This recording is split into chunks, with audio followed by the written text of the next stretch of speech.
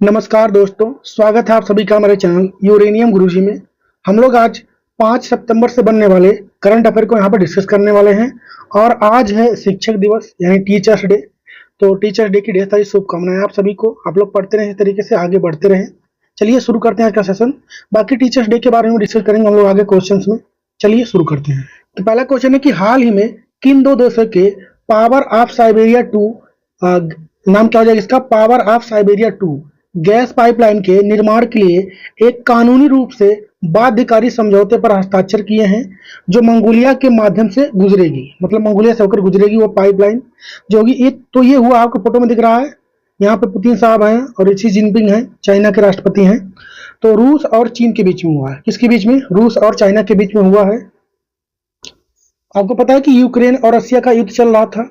उस दौरान क्या हुआ था, जितनी यूरोपियन कंट्रियां हैं, रसिया ठीक ठाक मतलब गैस जो है बेचता है, तो उसका वो खपत नहीं हो पा रहा, तो वो लोग खरीद ही नहीं रहे थे। तो अब ये चाइना उसको खरीदेगा, तो इनकी इकोनॉमी थोड़ी सी और बेहतर होगी। अब बीच में रुक गई थी चीजें। चलिए इसके बारे में आगे देखते हैं।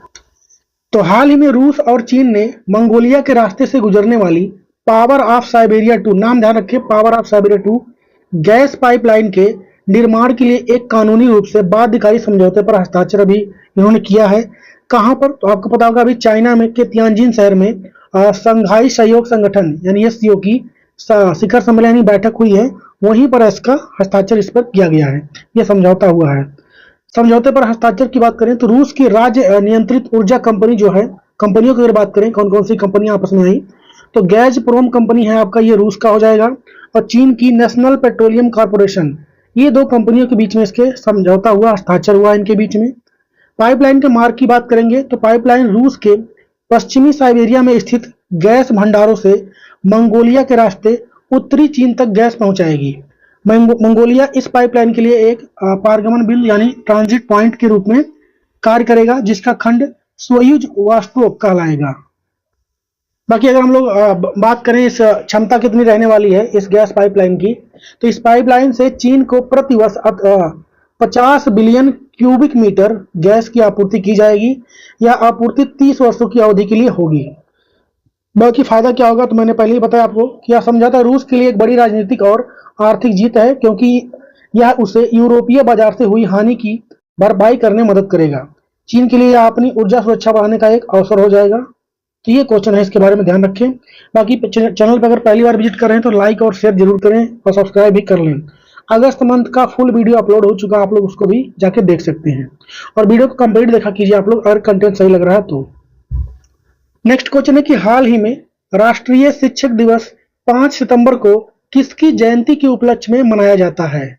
किसकी जयंती होती है? डॉक्टर सर्वपल्ली राधाकृष्णन की जयंती होती है, जन्मदिन होता है, हैप्पी बर्थडे होता है इनका। इसी के उपलक्ष्य हम लोग क्या बनाते हैं, राष्ट्रीय शिक्षक दिवस मनाते हैं या फिर नेशनल टीचर्स डे मनाते हैं। ठीक है, क्यों मनाते हैं आगे देखते हैं इसको। तो हाल ही में राष्ट्रीय शिक्षक दिवस 5 सितंबर को डॉक्टर सर्वपल्ली राधाकृष्णन की जयंती के उपलक्ष्य में मनाया गया है। वह भारत के दूसरे नंबर के राष्ट्रपति और एक महान शिक्षाविद, दार्शनिक और शिक्षक भी थे। मतलब टीचिंग की फील्ड में उनका बहुत ज्यादा योगदान था उस समय। और भारत के वो दूसरे नंबर के राष्ट्रपति भी बने थे और उपराष्ट्रपति भी थे, उसको भी आपको ध्यान रखना है। क्यों मनाते हैं हम लोग? तो जब 1962 में वह राष्ट्रपति बने तो उनके कुछ शिष्यों और मित्रों ने उनका जन्मदिन मनाने की अनुमति मांगी। उन्होंने विनम्रता पूर्वक अनुरोध किया कि उनका जन्मदिन व्यक्तिगत रूप से न मनाने की बजाय इसे पूरे देश के शिक्षकों के सम्मान में शिक्षक दिवस के रूप में मनाया जाए। तभी से यह परंपरा शुरू हो गई। बाकी अगर हम सर्वपल्ली राधाकृष्णन के योगदान की बात करेंगे तो उन्होंने अपने जीवन के लगभग 40 साल शिक्षण को समर्पित किया, मतलब पढ़ाया उन्होंने। वह मतलब कहने का मतलब 40 साल लगातार पढ़ाया, तो मतलब किसी तरीके शिक्षा से वो जुड़े रहे, शिक्षा से। वह एक उत्कृष्ट शिक्षक थे जिन्होंने कलकत्ता विश्वविद्यालय और ऑक्सफोर्ड विश्वविद्यालय जैसे प्रतिष्ठित संस्थान में भी पढ़ाया। वह एक महान दार्शनिक थे और भारतीय दर्शन को विश्व पटल पर पहचान दिलाई। उनका मानना था कि शिक्षा का उद्देश्य केवल, ये लाइन इंपॉर्टेंट रहेगा जानकारी के लिए, शिक्षा का उद्देश्य केवल ज्ञान देना नहीं बल्कि व्यक्तित्व का निर्माण करना भी होता है। ठीक है, तो ये सब मतलब ध्यान रखें आप लोग। बाकी हम लोग बढ़ते हैं आगे। अगला क्वेश्चन है कि 2026 बैडमिंटन विश्व चैंपियनशिप की मेजबानी ये कौन सा देश करेगा? तो इसकी मेजबानी करने वाला है भारत। कौन करेगा? भारत। ठीक है, अभी मैंने पढ़ाया था आपको, परसों पढ़ाया था इस चीज को कि अभी 2025 वाला इसका आयोजन कहां पर हुआ था, कहाँ पर हुआ था? तो कोरिया में हुआ था, इसको आपको ध्यान रखना है। सॉरी, ये कोरिया में नहीं, पेरिस में हुआ था 2025 वाला।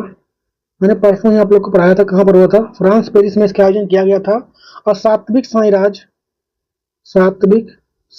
और चिराग शेट्टी की जोड़ी ने यहाँ पर ब्रोंज मेडल जीता था, इसको आपको ध्यान रखना है। वहीं पर अनाउंसमेंट हुआ है कि अगली मेजबानी कौन करने वाला है, इसका भारत करने वाला है। चलिए देखते हैं इसके बारे में।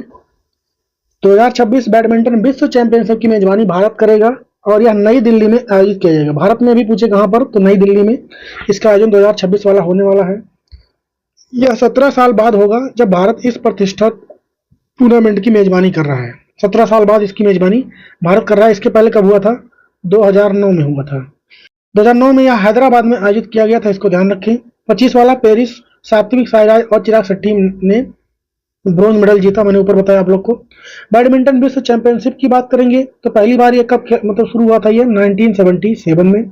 भारत का पहला पदक प्रकाश पादुकोण को मिला था, ब्रोंज मेडल 1983 में।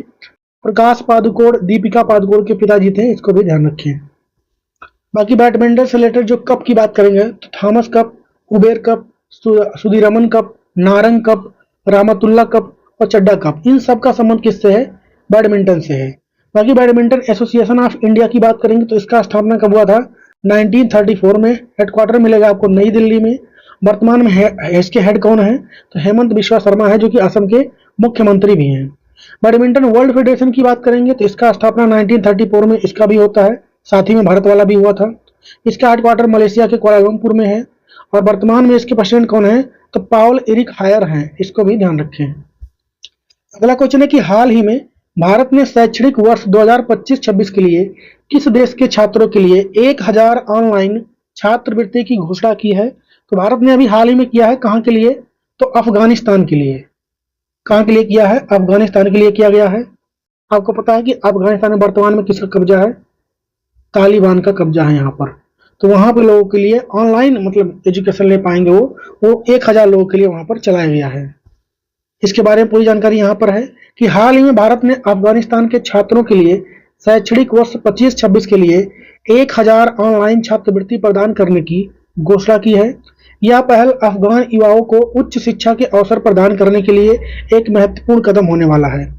योजना का नाम की बात करेंगे तो यह छात्रवृत्ति भारतीय सांस्कृतिक संबंध परिषद, ये ध्यान रखें आप लोग, भारतीय सांस्कृतिक संबंध परिषद द्वारा संचालित की जाएगी। अफगान नागरिकों के लिए विशेष छात्रवृत्ति योजना है ये, ठीक है। प्लेटफॉर्म की बात करेंगे तो यह छात्रवृत्तियां भारत सरकार के ई विद्या भारती, क्या हो जाएगा? ई विद्या भारती लर्न पोर्टल के माध्यम से दी जाएगी, मतलब ऑनलाइन पढ़ाया जाएगा, ऑफलाइन नहीं होगा ये। पाठ्यक्रम की बात करें तो इस योजना के तहत छात्र ऑनलाइन स्नातक यानी ग्रेजुएशन या फिर यूजी कह लें और स्नातकोत्तर मतलब पीजी कह लें या फिर पीजी कह लेते, ठीक है, पोस्ट ग्रेजुएशन, ये मतलब हायर एजुकेशन के लिए कहने का मतलब यूजी और पीजी के लिए, जो प्रतिष्ठित भारतीय विश्वविद्यालय द्वारा संचालित किए जाएंगे, इसको भी ध्यान रखना है आपको। बाकी आवेदन कौन कौन कर सकता है? तो 18 से लेकर 35 वर्ष तक के लोग वहां पर आवेदन कर सकते हैं। इसका उद्देश्य क्या है? तो इस पहल का मुख्य उद्देश्य अफगानिस्तान के छात्रों को शिक्षा के अवसर प्रदान करना, विशेष रूप से ऐसे समय में जब देश के भीतर शैक्षिक बुनियादी ढांचा प्रभावित हुआ है। आपको पता है कि अभी अफगानिस्तान ने अपने यहाँ पर चेस यानी शतरंज को बैन कर दिया था, जुआ कह के उसको। बाकी तालिबान का कब्जा है ही, आपको पता ही है। नेक्स्ट क्वेश्चन है कि हाल ही में भारत के ग्रैंड मास्टर प्रणव वेंकटेश ने संयुक्त अरब अमीरात में आयोजित किस शतरंज टूर्नामेंट में जीत हासिल किया है? तो इस टूर्नामेंट को पहली बार आयोजित किया गया है, फर्स्ट टाइम, और उसका नाम क्या है? फुजेराह ग्लोबल सुपरस्टार्स। कहां पर हुआ? यूएई में, ठीक है। आपको कौन दिख रहे हैं फोटो में? यहाँ पर प्रणव वेंकटेश, इन्होंने इसको जीता है, फुजेराह ग्लोबल सुपरस्टार टूर्नामेंट। हाल ही में भारत के ग्रैंड मास्टर प्रणव वेंकटेश, नाम ध्यान रखें, संयुक्त अरब अमीरात यूएई में आयोजित फुजेराह ग्लोबल सुपरस्टार शतरंज टूर्नामेंट जीत लिया है। यह इसका पहला एडिशन था। यह टूर्नामेंट फुजेराह में 24 अगस्त से लेकर के 3 सितंबर 2025 तक आयोजित किया गया। अगला है कि हाल ही में 3 सितंबर 2025 को मनाया गया करम पूजा कहते हैं इसे, कर्म नहीं करम होगा। करम पूजा का त्योहार मुख्य रूप से भारत के किस राज्य से संबंधित है? तो मुख्य रूप से अगर बात करेंगे तो यह झारखंड में मनाया जाता है। कहां पर? झारखंड में। एक पेड़ की भी पूजा होती है। अच्छा, इसकी मान्यता जो है मनाने की, उसके कई रीजन है, सारे रीजन मैं आपको बताऊंगा क्या क्या रीजन है उसके पीछे। तो 3 सितंबर 2025 को मनाया गया कर्मा पूजा का त्यौहार मुख्य रूप से झारखंड राज्य से संबंधित है। हालांकि यह बिहार, छत्तीसगढ़, ओडिशा, असम और पश्चिम बंगाल के भी कुछ हिस्से में मनाया जाता है। कुछ जनजातियों द्वारा यह मनाया जाता है, तो वो जनजाति जहां जहां है वहां पर मनाया जाता है। मेनली कहाँ का है, तो झारखंड का है। अब क्या क्या कारण है इसको मनाने के, तो पहला देखते हैं। भाई बहन का त्यौहार माना जाता है इसे। यहाँ पर भाई बहन के अटूट प्रेम का प्रतीक है। बहनें अपने भाइयों की लंबी उम्र, स्वास्थ्य और समृद्धि के लिए व्रत रखती हैं।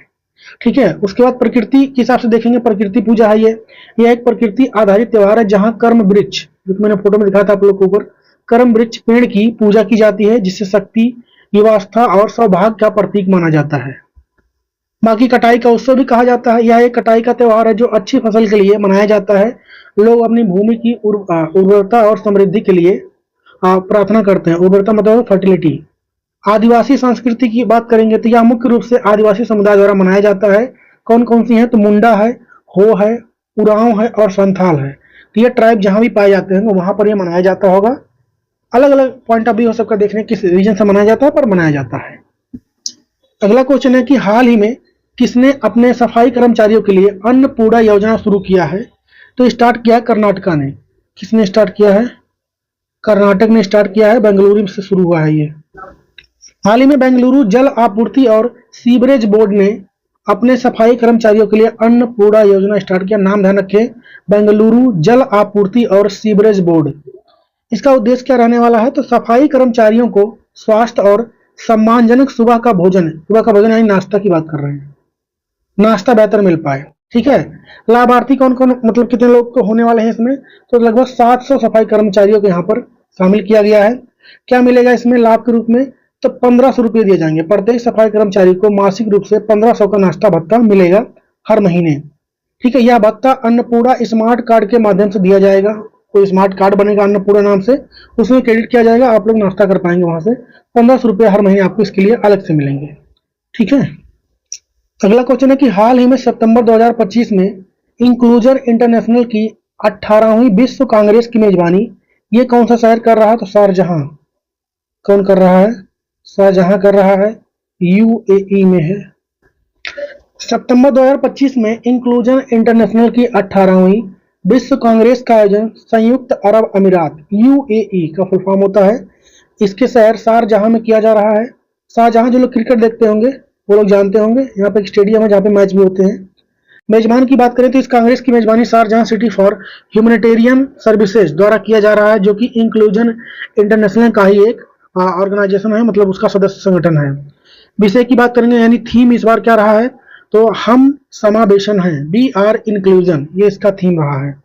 क्या उद्देश्य रहने वाला है, तो इस आयोजन में दुनिया भर के बौद्धिक और विकासात्मक विकलांगता वाले लोग, उनके परिवार और सहयोगी एक साथ आते हैं। इसका उद्देश्य समावेश को बढ़ावा देना, अनुभवों को साझा करना और इस क्षेत्र में किए जा रहे महत्वपूर्ण कार्य का जश्न मनाना इसका उद्देश्य रह जाएगा। अगला क्वेश्चन है कि हाल ही में संयुक्त राष्ट्र जनसंख्या कोष यूएनएफपीए ने भारत में लैंगिक समानता को बढ़ावा देने के लिए किसे अपना मानद राजदूत नियुक्त किया है, तो ये एक्ट्रेस हैं कृति सेनन, आपको फोटो में दिख रही हैं, इनको बनाया गया है।